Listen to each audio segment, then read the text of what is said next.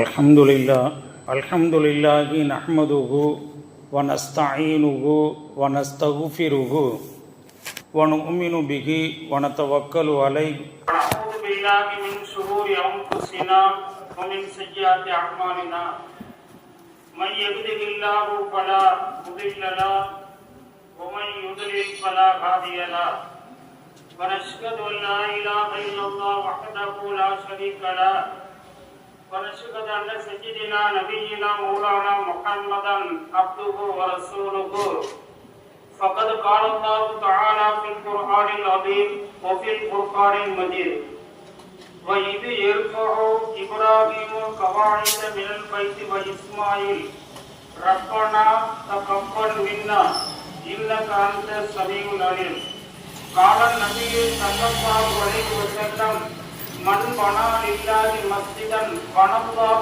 بيتا في الجنة أو كما قال صلى الله عليه وسلم. புகழ் அனைத்தும் ஏக இறைவனாக இருக்கக்கூடிய அல்லாஹ் ஒருவனுக்கே உண்டாகட்டுமாக. அல்லாஹ்வுடைய அருள் இன்றும் என்றும் என்றென்றும் நிலவட்டுமாக.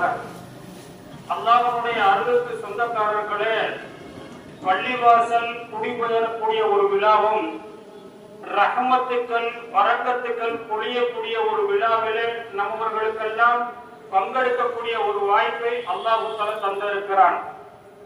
இந்த விழாவிற்கு தலைவராக ஏற்றிருக்கக்கூடிய தலைவர் அவர்களே, இந்த விழாவை சிறப்பித்துக் கொண்டிருக்கக்கூடிய அண்டமானுடைய நிர்வாக பெருமக்களே, குறிப்பாக முஹைப்புல் உலமா என்று சொன்னால் அது நமது ஹனீஃபா ஹாஜியார் என்பதை எந்த விதமான சந்தேகமும் இல்லை. ஏனென்று சொன்னால் ஹனீஃபா ஹாஜியார் அவர்கள் உலமாக்களின் மீது தனி அன்பு உள்ளவர்கள், இரக்கம் காட்டக்கூடியவர்கள், கருணை காட்டக்கூடியவர்கள் என்பதிலே எவ்விதமான சந்தேகம் இல்லை. அவர்கள் சில செய்தியை சொன்னார்கள், அதிலே சில செய்தியை தொட்டு நான் உங்களுக்கு வைக்கிறேன். அவர்களுடைய ஆசை இந்த பள்ளிவாசல் கட்ட வேண்டும் என்ற எண்ணம் இன்றோ நேற்றோ அல்ல என்று சொன்னார்கள். ஆனால் அவர்களுக்கு விவரம் தெரிந்ததிலிருந்து, எப்படிங்க விவரம் தெரிந்ததிலிருந்து பணம் சம்பாதிக்க வேண்டும், பதவி வகிக்க வேண்டும் என்ற எண்ணம் கூட வரவில்லை. 20-24 வயது இருக்கும் ஹனீஃபா ஹாஜியார் அவர்களுக்கு அவர்களுடைய உள்ளத்தில் உதித்த எண்ணம் என்ன என்று சொன்னால், பள்ளிவாசலை நாம் கட்ட வேண்டும். நாம் என்ன நினைப்போம்? சம்பாதிக்க வேண்டும், பதவியில வகிக்க வேண்டும், மேலும் மேலும் பொருளாதாரத்தை வளர்க்க வேண்டும் என்ற எண்ணம் வரக்கூடிய அந்த வயதிலே அவர்களுக்கு வந்த எண்ணம் பள்ளிவாசலை கட்ட வேண்டும் என்ற எண்ணம் குதித்து அந்த பொருளாதாரத்தை சேகரிக்க ஆரம்பித்தார்கள். அது மட்டுமல்ல, தங்களுடைய மனைவி ரஹமத்து பிபி அம்மா இருக்கக்கூடிய தருணத்திலே பொருளாதாரத்தை அவர்களிடத்தை சொல்லுவார்கள், இது பள்ளிவாசல் கட்டுவதற்காக இந்த பணத்தை வைத்திருக்கிறேன் என்று சொல்லிவிட்டு, மனிதனுடைய வாழ்க்கை நல்லது கெட்டது இருக்கு என்பதற்காக மனைவி இடத்திலே சொல்லுவார்கள், இந்த பணம் பள்ளிவாசல் கட்டுவதற்காக உள்ள பணம் என்று. அந்த பணங்களை ஒவ்வொருவர்களும் தங்களுடைய அதாவது கடைசி கால வாழ்க்கைக்காக பொருளாதாரத்தை சேகரிக்க வேண்டும் என்ற எண்ணங்கள் அதிகமாக வருவது உண்டு. ஆனால் அவர்களுக்கு வந்த எண்ணமோ பள்ளிவாசலை எப்படியாவது கட்ட வேண்டும் என்ற எண்ணம். ஆக கட்ட வேண்டும் என்ற எண்ணம் வந்து அல்லாஹ் தஆலா கபூல் செய்து பொருளாதாரத்தை கொடுத்த உடனேயே எங்க கட்டுவது என்று நான் பார்க்கின்ற பொழுது திருத்தூரில் பூண்டிக்கு போனார்கள். அங்கு பள்ளிவாசலை கட்டலாம் என்று போனார்கள். கட்டுவதற்கு உரிய சூழ்நிலை அமையவில்லை. மன்னார்குடிக்கு போனார்கள். அங்கு சூழ்நிலை சரியில்லை. இப்படி பார்த்தீர்கள் என்று சொன்னால் மாயவரத்திற்கு போனார்கள், நாகப்பட்டினத்திற்கு போனார்கள், அரியக்காமங்கலத்திற்கு போனார்கள். இன்னும் ஒரு ஊரிலே பள்ளிவாசலை கட்ட வேண்டும் என்ற முடிவுக்கு வந்துவிட்டார்கள். ஆனாலும் கூட அல்லாஹ்வுடைய நாட்டம் என்ன என்று சொன்னால், எப்படி என்று சொன்னால், ஒருவருக்கு ஒரு பையனுக்கு பெண் பார்ப்பார்கள். பார்க்கின்ற பொழுது உலகத்தெல்லாம் சுற்றுவார்கள். தன்னுடைய பையனுக்கு பெண்ணு பார்க்க ஊர் உலகத்தெல்லாம் சுற்றுவார்கள். ஒண்ணு அமையல. கடைசியில் பார்த்தால் பக்கத்து வீட்டுக்கார பெண் மணமகளாக அமைவார்கள். நாம் வாழ்க்கையில் நிறைய பார்க்கிறோம். அதே போன்று ஆட்சியர் அவர்கள் பள்ளிவாசலை கட்ட வேண்டும் என்று ஒவ்வொரு மாவட்டங்களும் ஊர்களுக்கும் சென்று அங்கு உள்ள சூழ்நிலைகளை எல்லாம் பார்க்கின்ற பொழுது கடைசியில் அல்லாஹ் அவர்களை தேர்ந்தெடுக்க சொன்ன இடம் அல்லம்மான்.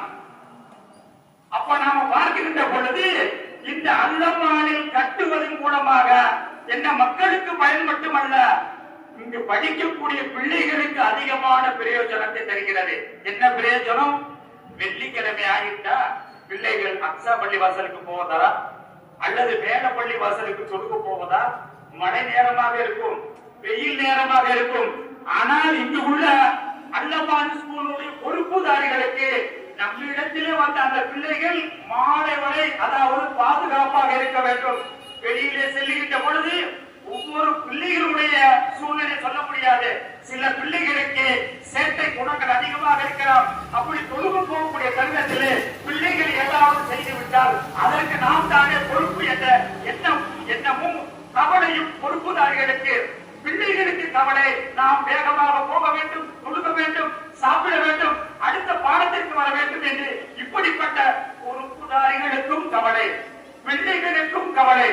இப்படிப்பட்ட கவலைகளை எல்லாம் போக்கி இந்த தினத்திலே பள்ளிவாசலை திறப்புலா செய்கிறார்கள் என்று சொன்னால், நபிமார்களுக்கு எனக்கு முன்னால் பேசினார்கள், நபிமார்களுக்கெல்லாம் நோய் நொடிகள் கஷ்டங்களை எல்லாம் நீக்கிய இந்த நாளிலே பொறுப்புதாரிகளுடைய கஷ்டங்களையும் மாணவர்களுக்கு ஏற்பட்டிருக்கக்கூடிய அந்த கஷ்டங்களையும் ஹனீஃபா ஹாஜியார் அவர்கள் அல்லாஹ்வுடைய குதிரத்தை கொண்டு நீக்கி இருக்கிறார்கள் என்று சொன்னால் மிக்க மகிழ்ச்சி அடைகிறோம். உண்மையிலே நான் பார்க்கின்ற பொழுது இந்த பள்ளியினுடைய மேன்மையை பற்றி, சிறப்பை பற்றி எனக்கு முன்னால் பேசிய நாசர் அலி சிராஜி ஹஜத் அவர்கள் தெளிவாக சொன்னார்கள். அவர்கள் சொன்ன செய்தியோடு ஒரு செய்தியை நான் உங்களுக்கு ஞாபகப்படுத்துகிறேன்.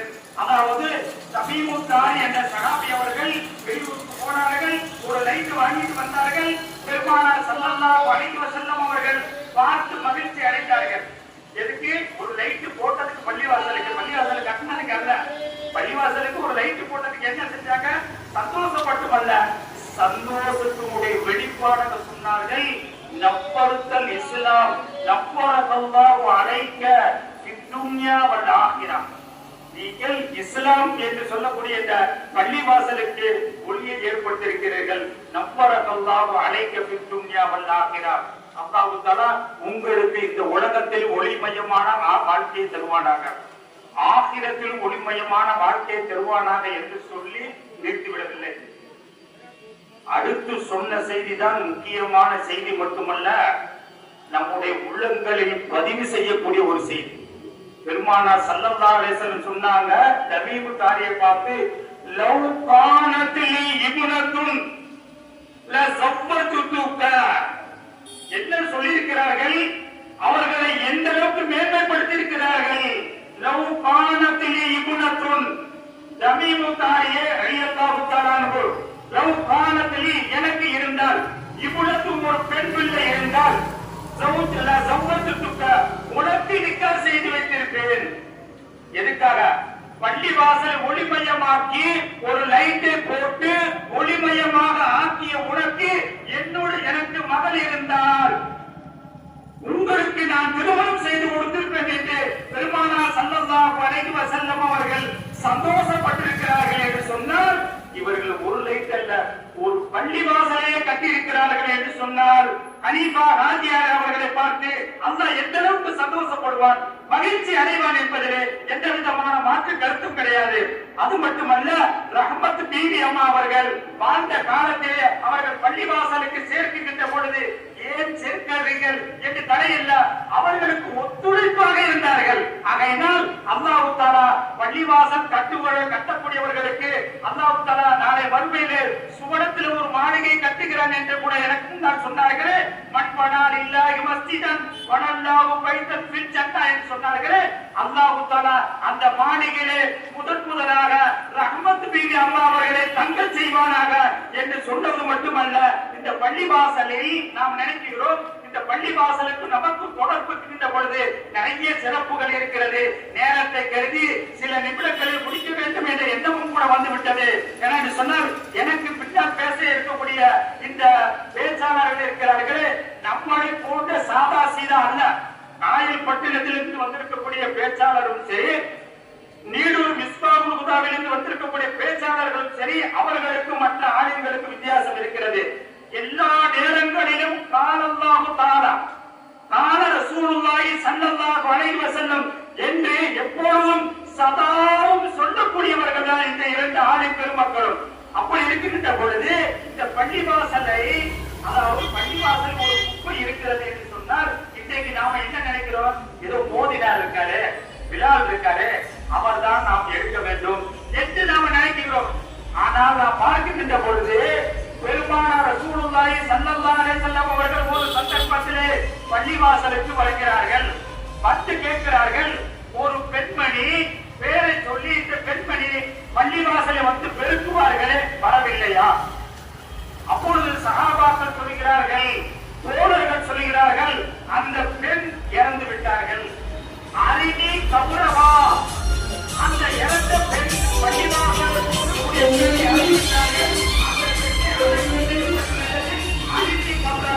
அந்த கபரை எங்களுக்கு நீங்கள் காட்டுங்கள். அப்ப சஹாபாக்கள் போய் கேட்கின்ற பொழுது, காட்டுகின்ற பொழுது அவர்கள் துஆ செய்தார்கள். துஆ செய்து விட்டு சொல்லுகிறார்கள், ரஐதுஹா ஃபில் ஜன்னah. ரஐதுஹா, பள்ளிவாசல் கூட்டக்கூடிய அந்த பெண் இறந்திருக்கிறார்களே, அடக்கம் செய்யப்பட்டிருக்கிறார்களே, அந்த பெண்ணை ரஐதுஹா நான் பார்த்தேன், ஃபில் ஜன்னah, சொர்க்கத்தில் இருப்பதை நான் பார்த்தேன். அவங்க என்ன வேலை செஞ்சாங்க? பள்ளிவாசலை கூட்டுவது, பெருக்குவது. இதற்கு அல்லாஹ் கொடுத்த சன்மானம், சுவனம். அது மட்டுமல்ல, உலகத்திலே ஒரு பெண்ணை நாம் திருமணம் செய்து கொள்கிறோம் என்று சொன்னால் அந்த பெண்ணுக்கு மகர் கொடுக்க வேண்டும். மகர் கொடுக்காமல் அந்த பெண்ணை தொடக்கூடாது, இது நம்முடைய மார்க்க சட்டம். ஆனால் அப்ப ஒரு பெண்ணை தொட வேண்டும் என்று சொன்னால் மகர் கொடுக்க வேண்டும். ஆனால் ஊருள் ஈன் என்ற அந்த பெண்ணை தொட வேண்டும் என்று சொன்னால் என்ன மகர் கொடுக்க வேண்டும்? யார் பள்ளிவாசல்களை சுத்தம் செய்கிறார்களோ அதுதான் அந்த ஊரில் இருக்கக்கூடிய மகனாக இருக்கிறது. இப்படி இருக்கக்கூடிய இந்த தருணத்திலே பள்ளிவாசலில் ஏதாவது குப்பைகள் இருந்தால் நாம் எடுத்தோம் என்று சொன்னால் அல்லாஹ் நம்மவர்களுக்கும் சுவனத்தை தருகிறார். மட்டுமல்ல, இந்த பள்ளிவாசலை கட்டுவதற்காக நீண்ட நெடிய காலம் ஆசை வைத்திருந்து அந்த ஆசையை எல்லாம் அவர்கள் நிறைவேற்றிய நாளாக இந்த திருநாளாக இருக்கிறது. அல்லாஹ் தஆலா ஹனீஃபா காஜியார் அவர்களிடத்தில் பள்ளிவாசல் கட்டுவது மட்டுமல்ல, அவர்களிடத்தில் நிறைய பண்புகள் எல்லாம் குடிகொண்டு இருக்கிறது. ஆகையினால் எல்லாம் வல்ல அல்லாஹ் தஆலா இந்த நற்காரியத்தை அவர்களோடு நிறுத்திக் கொள்ளாமல் அவர்களுடைய பிள்ளைகள், பேர பிள்ளைகள், அவர்களுடைய குடும்பத்தில் இருந்து வரக்கூடிய அந்த வாரிசுகளுக்கெல்லாம் இந்த நற்பண்பு வரக்கூடிய தௌஃபீக்கு தந்து அல்லாஹ் தஆலா இந்த பள்ளிவாசலுக்காக யார் யாரெல்லாம் எந்தெந்த ரீதியாக உழைப்பு செய்தார்களோ அத்தனை பேர்களுக்கும் அல்லாஹ் தஆலா இருலகத்திலும் நற்கூலி வழங்குவானாக. வாஹிர் தஅவா அல்ஹம்துலில்லாஹி ரப்பில் ஆலமீன். அஸ்ஸலாமு அலைக்கும் வ ரஹ்மத்துல்லாஹி வ பரகாத்துஹு.